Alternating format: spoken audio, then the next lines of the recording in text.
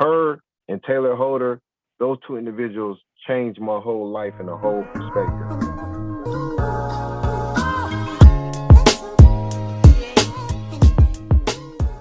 Hey guys, welcome back to another episode of Zaddies Talk Tea podcast. My name is Connor. I'm joined by my co-host Ibrahim. We have a third co-host as well named Tierno, but he sadly couldn't make it today. And on this episode, we got a really special guest, man. We got the one and only Coach Andrew Stafford in the building. How you doing, Coach? Hey, what's going on, you guys? Pleasure to be here. How's your day been so far, man? How you been? Man, I've been good, man. No complaints. I'm alive. I'm feeling well, and I'm happy as usual. Solid. That's what we like to hear. Absolutely. So the first thing we wanted to say that obviously, you're a boxing trainer from your bio. We can see that. But some of your clients, they're some of the biggest, TikTok stars in the world. I'm just curious, like, how did you get to know like the Sway Boys or Bryce Hall, Taylor Holder, guys? You know what? It's crazy because this is the question that always comes up. How did I meet these individuals? So let me rewind. So one night, I'm in West Hollywood. I'm in my car, right? And I'm driving. It's like 12 o'clock at night, right? And I see this Tesla truck on the right-hand side of me at the stoplight. And it was a young lady inside the truck. So she looked over to me and I looked over to her. She rolled down her window, I rolled down mine, and we started talking. And it was a very brief conversation, but in the conversation, I was telling her, like, hey, I'm a boxing trainer. I would love to train you. She said, okay, give me your Instagram. So I gave her my Instagram. She started following me. I've seen 22 million followers. In my head, I'm like, who is this, right? So the first individual that I met out of everybody at the stoplight, that was Dixie D'Amelio. Huh? Yo. It was Dixie. And then what's so crazy, the next following week, I got invited to a house party in Hollywood Hills. And at first, they wouldn't even let me in the house party because the individual who invited me, he left. And then I saw Dixie walking inside the house. And then I said, hey, I know her. I know Dixie. And the guy at the door said, no, you don't. And then I showed that she had followed me. They said, okay, cool. You can come in. And then as soon as I came in, another individual walked outside of the room, was like, hey, can I help you? I was just like, hey, I got invited by my friend K White. And he said, well, K White not here anymore. And I said, hey, I know Dixie. He said, okay, you cool. And that individual was Taylor Holder. Jeez, bro. It was Taylor Holder. And then me and Taylor Holder, from then we just became really good, not only friends, but like brothers. He's like my little brother. And then one day, and I was explaining to him, like, hey, I'm a boxing trainer. I own a gym in West Hills. You want to come and train? He said, yeah, I'm cool, I'm down. So he hit me up and he hit me like 2 weeks later. He came with a whole group of individuals. I didn't know, like, mind you, I'm a little older, so I didn't know anything about no TikTok, no YouTube, any of that stuff, right? So when he came to my gym, he brought all these individuals. He brought Bryce Hall, Noah Beck, Blake Gray, everybody you can name. He brought to my gym. I didn't even know who they were, right? And then from there, man, that's when everything became history. Then he brought Jay Paul and everybody there, and then we saw the YouTube video, Sweat House versus. It's one of those YouTube videos, but you guys probably seen a big boxing match inside my gym and stuff like that. And then the rest is history. We had the Stromany stuff there. We had everything there, And then we had the big TikToker versus YouTuber stuff. That was pretty big. And yeah, man. So that's how it all started for me. That's dope. Damn. Wait, did they? So you know how the fight was in June? Have they improved ever since the fight? Like, have they been training hard ever since the fight? Absolutely. Bryce has been in a couple times, but Taylor, he comes in often. And Taylor always been very good, and I tell people this all the time. When you put these individuals, they never fought before. Taylor has he has more experience than anybody else. But if you put an individual in front of a crowd, and then the first time they're fighting in front of a big old crowd on TV, in front of millions and millions of individuals watching, I mean, it's natural for a human being to kind of like freeze up a little bit. And it's not because they're scared, it's just an unfamiliar territory. You know, even me as a fighter, me being an ex-professional fighter, in my very early stages of boxing, I froze up at 14 years old in front of only like 100 people in a gymnasium. So I can't even imagine fighting in front of thousands and millions of viewers. So you got to take a hats off to those individuals. Yeah, bro, that was like, that was legit crazy though. The story, first off, bro, the story of you meeting Dixie on the road, that's like crazy. How she was so like, you know, outgoing towards you. Like, I feel like some people on the internet, you know, like have you seen the D'Amelio show on Hulu? Of course. I watched a little bit of it, not too much though. Yeah, so how like online they perceive Dixie is just, they literally just see her as Charlie D'Amelio's sister. So it's like cool that she's, you know, venturing out, doing her own things. Like, you know, she's really making a name for herself out of Charlie. I really appreciate that. I really like noticed that, and I'm just like, I'm impressed. Because, you know, Charlie with the 100 million followers, it's gonna be hard to get out of that shadow. And I feel like Dixie's done that like really well, don't you think?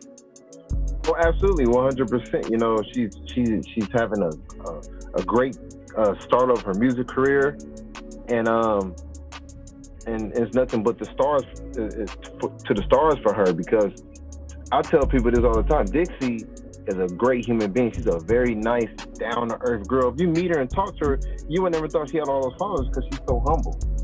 She doesn't have her nose up her, you know, she doesn't act like she's better than anybody. She's cordial. She'll come talk to you. She'll come shake your hand.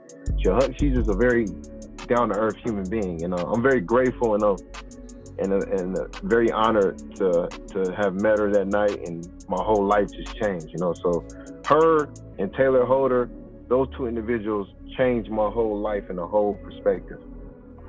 That's dope. So yes, so speaking of Taylor Holder as well, I know that like a lot of the Sway Boys, like on camera, I don't know how they are like in real life, but especially I saw with like the press conference, right? The first LA press conference.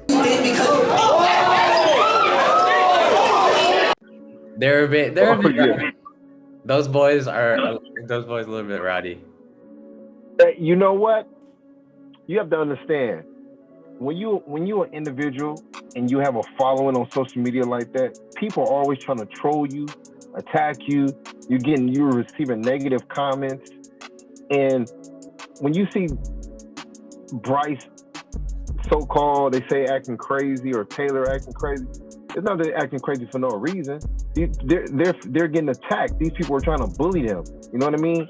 And Taylor and Bryce, they're no punks. You know what I mean? They're gonna stand up for, you know, they're gonna stand up for what they feel is right. You know, Bryce is not a bully. Taylor's not a bully. They both good. They're really good kids. They're really good individuals. You know. So sorry about that. So you know, Taylor being from Texas, he's not gonna take no crap, and Bryce being who he is, he's not gonna take no crap.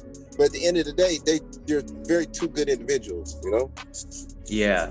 I would really say that, like, even like I can't even lie, like in the TikTok versus YouTube fight, I was more on the YouTube side. Like, I'm not trying to throw shade like the TikTokers, but I was just like a big KSI fan growing up. Okay. His brother Deji, you know, Gibb as well. I was a big fan of. But yeah, something I always respected about like the TikTok boys is that they literally don't give a damn on what people think, and I think that's like what people think of them, and they have like such a tough skin that they don't really care about what other people think of them.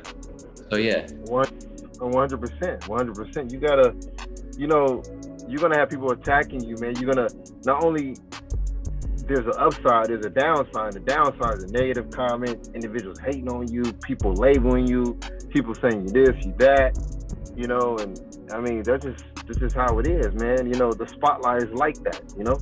Yeah, for sure. Obviously we want to make it like big as a podcast. Like, we want to be able to, like, you know, link up with you guys in the future and all that. Like, you know, we want to. Oh, We want to. 100%, man.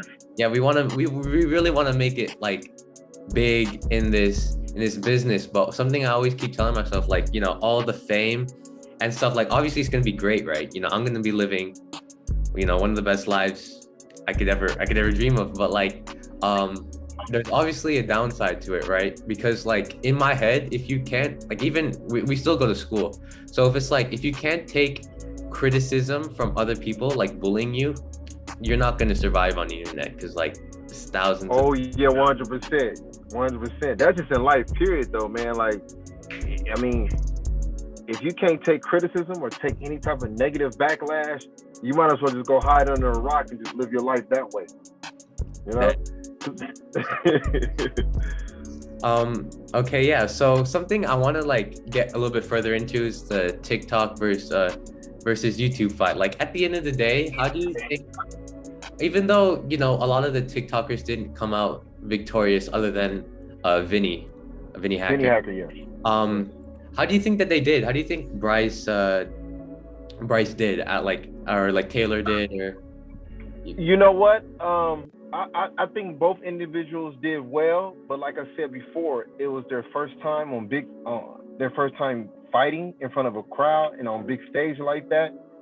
So you're gonna get a little butterflies naturally, and and by those butterflies, it's gonna hold you from doing things you're capable of.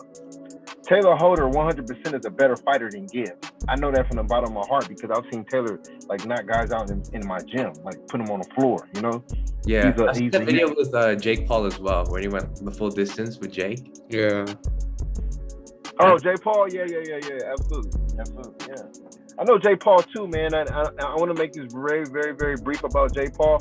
He's actually a good fighter, man. He's been in my gym, he's trained, I've seen him spar. He's really improved a lot. And without Jake Paul, Coach Staff I wouldn't be able to make a name for myself as the TikTok boxing coach or the influencer boxing coach. So hats off to Jake Paul, man. I love that dude, man. Thank you. Do you think Jake Paul's gonna win his next fight against Tommy Fury? Do you think he can do it? You know what? That's a toss-up fight. I'm rooting for Jake Paul because I know him personally. But coming from a realistic boxing standpoint, it's a toss-up fight. You know, because Jake Paul has improved a lot. So you cannot take that away from him. And I believe Jake Paul feels he has a lot to prove, because people are saying that, oh, he hasn't fought a real boxer, et cetera, et cetera. There's people hating on him. The world is hating on him because here's an individual who comes in a sport of boxing, and he's making over $1 million his first or second professional fight, which is unheard of. So you're gonna have individuals hating on him. But like once again, like I said before, it's a toss-up fight, but I'm rooting for Jake Paul. Yeah, and you know, like, as I said before, like, I'm like a KSI fan, so like, you know, remember when Logan and KSI had like their first kind of thing? Yeah, I remember, yeah. And when Jake fought Gibbs, I was like, bro, Jake Paul needs to lose, man. Like, I don't like the look of that guy. But I mean, now I honestly, you know, I can't say now, especially talking to you, I can't say that I hate Jake Paul now because I don't personally know him. But something I always respect about Jake is just, you know, his trash talk. It's like the Conor McGregor effect. You know, he speaks things into existence. Like, absolutely. And you know what that's called? That's called promotion. He's promoting himself and he's selling the event. Yeah. Hats off to him. He's really changed the game in like boxing in terms, because like the sport after Mayweather retired, you know, it was kind of dead a little bit without him. Yeah. And he's brought it back. Like, he's brought so many younger eyes, generation, and like this generation to the sport. So that I really respect. But another thing as well is like going back to the TikTok versus YouTube fight. Is there any? So can we get some insider information? Do you know anything about a part 2?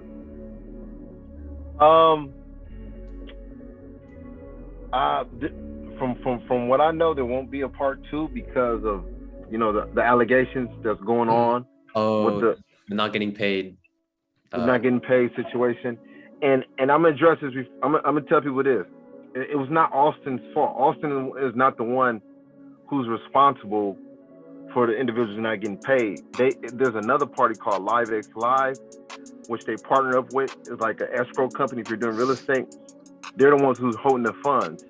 So it's not Austin who like, hey, he was holding the funds, don't want to pay nobody. No, because Austin, you know what? Even though me and Austin had our little argument, I have our little disputes online and stuff like that. He's actually a good dude, man. He's been to my gym a few times. His brother actually trained at my gym the other night, and he's actually a good dude. So that's the situation with that. But now, as far as more social media fights, there will be more social media fights. Because now I'm talking to these individuals over there in Dubai on Social Knockouts. I don't know if you guys ever heard of Social Knockouts. Like Adam Saleh or whatever. Yeah. Adam Saleh, yeah. Absolutely. Adam Saleh, yeah. Actually, the promoter reached out to me about one of my individuals fighting Adam. So I had a couple guys that's in the line that's trying to fight him right now, That's gonna be interesting. So, it's gonna be a fun fight. Man, like, and then I guess there's another guy, I forgot his name, help me out. Adam Saleh, he always argues with the guy a lot, things like that. Not Slim. Fuzi? Not Fuzi, no. No, I know Fuzi. Not Fuzi, but there's another guy. He's slim. He's really.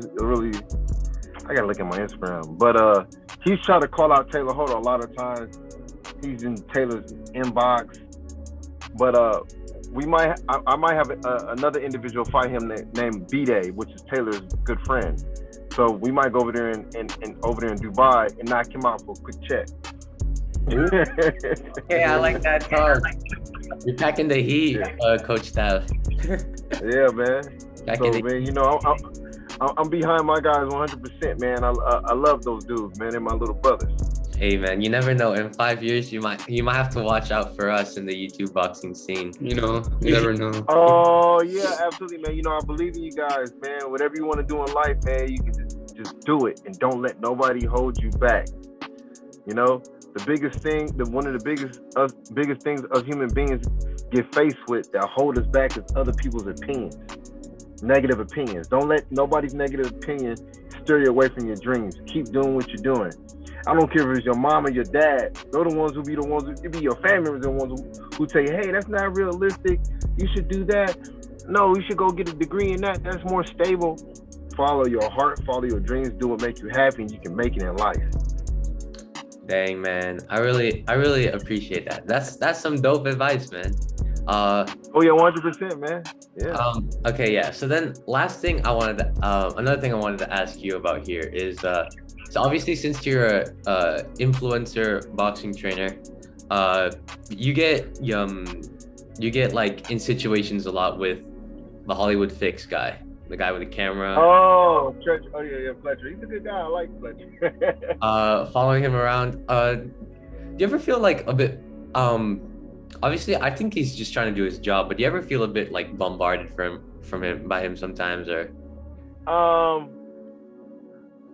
Actually, I don't, because you got to put you like I said before. Once you know that you're in that limelight, that's expected.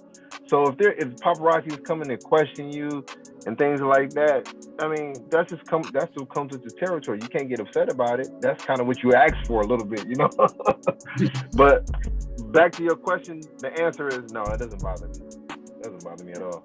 All right. That's dope. Okay, so hold on. So obviously, the YouTube boxing scene, it's made like a huge influence on just regular people, especially teens. And actually, there's this dude in our grade, right? It's a very special request. But he just wanted you to like review his sparring footage, right? Okay. So you can kind of rate his skill a little bit and see how good he is. So let me play this. Let's see.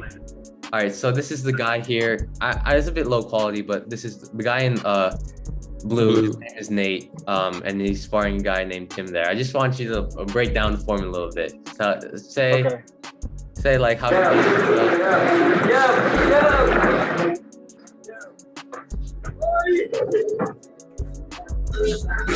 He's in the blue, right? Yeah. Okay. First of all, his hands need to be up. His hands are down. Yeah. Okay. His hands need to be up. For sure. Yeah. Okay. But one thing I noticed about him is his hands are kind of quick. Like. Even though he has quick hands, he's still leaving himself open. Yeah. Because if you're punching with your chin in the air and the guy counters with a shot and he hits you right on the chin, that can be good night for you. So it's best to keep that chin tucked and kind of go into a turtle shell and punch right off the turtle shell. You want to punch and bring your hands right back. That's the safest. Right. That's the safest way of fighting. Plus, he needs to bend his knees a little bit. He's standing too straight up, you know. But all this stuff can improve. All this stuff with practice and time, you become better. So I got, all my hats off to him. He's really committed. He's really committed to this, man. Like I would tell you, at the beginning of the pandemic, his mental health wasn't that good. Boxing kind of saved him. So I feel like the sport, does that for a lot of people. Definitely. Oh, absolutely, man. Absolutely, 100%. Build confidence, and not only that, it helps you with certain type of emotions that us human beings face. And one of the biggest emotions that you and I face, or just the whole world, is fear. When people get embraced with fear, 9 times out of 10, what they do, they usually run from it. And I'm not talking about in a boxing or a fighting aspect. I'm talking about in life in general. Like, people get excited, like, oh, maybe I can't do this. Maybe what happens if this happens? That's fear. That is fear. But what boxing does is boxing helps you to cope with fear. It doesn't erase fear. It helps you to learn how to embrace fear. Because if I tell you every time that I fought, when I was a professional, when I was a fighter, that I wasn't scared, I'd be lying to you. I was scared. You know what I mean? Sorry for the language, but I would fly to other countries and I would tell myself, what the hell am I doing this shit again for? You know what I mean? But when you go through that fire and you face your fear and you come out on top, meaning you win the fight or win the battle, there's nothing more rewarding than that. That's facing your fear. So yeah, man, that's what I have to say about that, Dang, that's deep. That's deep, man. But I think we're gonna wrap up this episode of the podcast. Zaddies. We got Coach Staff on. Great guy. Gave a lot of information about the TikTok scene, Jake Paul as well, and even some motivational stuff from unboxing, just about life in general. So yeah, we're gonna wrap it up here and see you guys in the next episode. Peace.